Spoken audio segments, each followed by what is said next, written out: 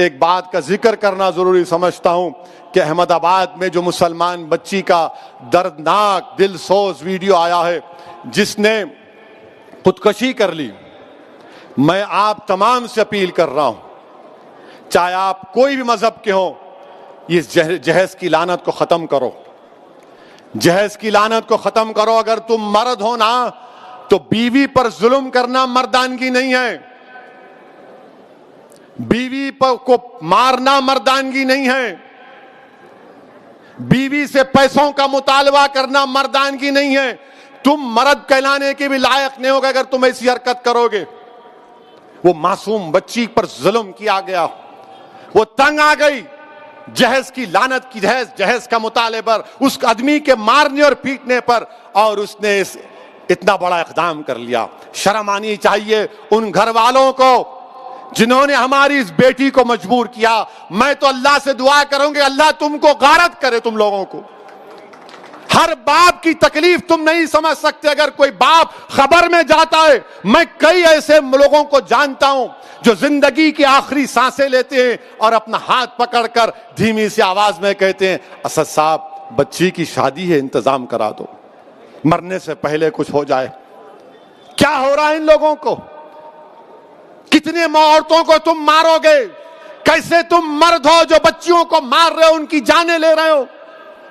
کیا تم میں انسانیت مر چکی ہے؟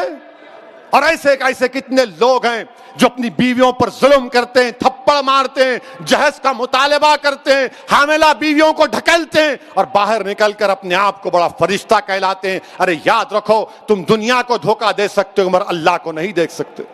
اللہ دیکھ رہا ہے، اللہ سمجھ رہا ہے، اور اللہ ضرور مظلوم کا ساتھ دے گا، اللہ مظلوم کا ساتھ دے گا۔ میں ان تمام مسلمانوں سے اپیل کر رہا ہوں، اللہ کے رسول صلی اللہ علیہ وسلم نے ارشاد فرمایا تھا کہ تم میں سب سے بہترین وہ ہے جو اپنے گھر والوں سے اچھا ہے، بہترین اخلاق اس کے ہیں جو اپنی بیویوں سے اچھا برتاؤ کرے گا۔ یاد رکھو اگر تم اپنی بیویوں کو مارو گے تو کل یہی مار کا تم کو حساب حشر کے میدان میں دینا پڑے گا۔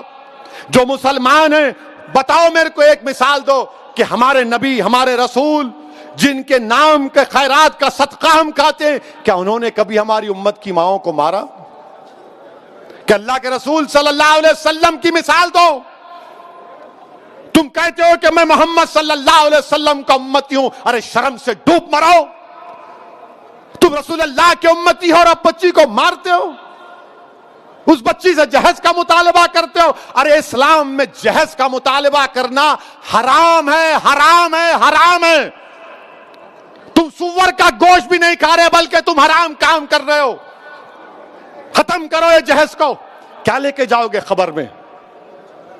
حیدرآباد کی دکن کی تاریخ بھری پڑی ہوئے محلات ہیں بادشاہوں کے، ان کے مقبرے پر آج پھول ڈالنے والا کوئی نہیں ہے۔ کیا لے کے جاؤ گے تم کسی بچی پر ظلم کر کے؟ کتنی دولت تم کو چاہیے؟ ظلم کرے اس بچی پر، تکلیف ہوتی ہے، شرمندگی ہوتی ہے۔ سوچو اس بات کو، ختم کرو ان برائیوں کو اپنے معاشرے سے۔ بچیاں اللہ کے رسول صلی اللہ علیہ وسلم مسلمانوں کے لیے کہہ رہا ہوں بلکہ دنیا کو بتا رہا ہوں کہ ہمارے رسول صلی اللہ علیہ وسلم جب اپنے بیٹی سے ملنے جاتے، شہزادی جنت سے، یا وہ آتی، اللہ کے رسول صلی اللہ علیہ وسلم اپنی صاحبزادی کے لیے کھڑے ہو جاتے، بیٹی کے لیے کھڑے ہو جاتے تھے، حضرت فاطمہ کے لیے پیشانی پر بوسہ دیتے اپنی بیٹی کو۔ اور تم کیا کر رہے ہو؟ میرے عزیز دوستوں اور بزرگوں، یہ مجلس کے ذمہ داروں کا جلسہ ہے۔ ہماری بھی کوشش ہونی چاہیے کہ پہلے اگر ہمارے گھر میں ایسا ہو رہا ہے اس کا خاتمہ کرو، ہمارے محلے میں ہو رہا ہے سمجھاؤ ان لوگوں کو، اور میں ہماری بیٹیوں سے کہوں گا کہ ڈرنا نہیں، تم ہرگز اپنی جان نہیں لینا، تم کبھی اپنی جان نہیں لینا، کبھی نہیں لینا تم اپنی جان، تم زندہ رہو، ہم تمہارے ساتھ ہیں۔ تمہاری جان کی قیمت ہے میری بیٹیوں۔ اگر تمہارا باپ تکلیف میں ہے تو ہم بھی تکلیف میں، مگر کبھی اپنی جان مت لو۔ چھوڑو، لات مارو اس گدھے کو، اس ظالم کو جو تم کو مارتا ہے، تم سے جہیز کا مطالبہ کرتا ہے۔ تمہاری زندگی بہت بڑی ہے، لات مارو اس کو، قانون کو استعمال کرو۔ मत गुजारो ऐसे जालिमों के साथ जिंदगी।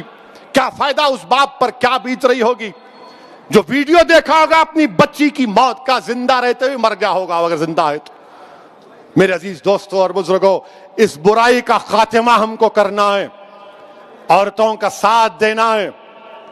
औरतों को हकीर मत समझो, औरतों का साथ दो, औरतों का साथ दो। इनको हमको माशरे में आगे बढ़ाना है। यकीनन जो हिजाब पहनते हैं कोई रोकता नहीं है, बुर्का हिजाब उनकी तरक्की की नहीं रोक सकता। कल नासिक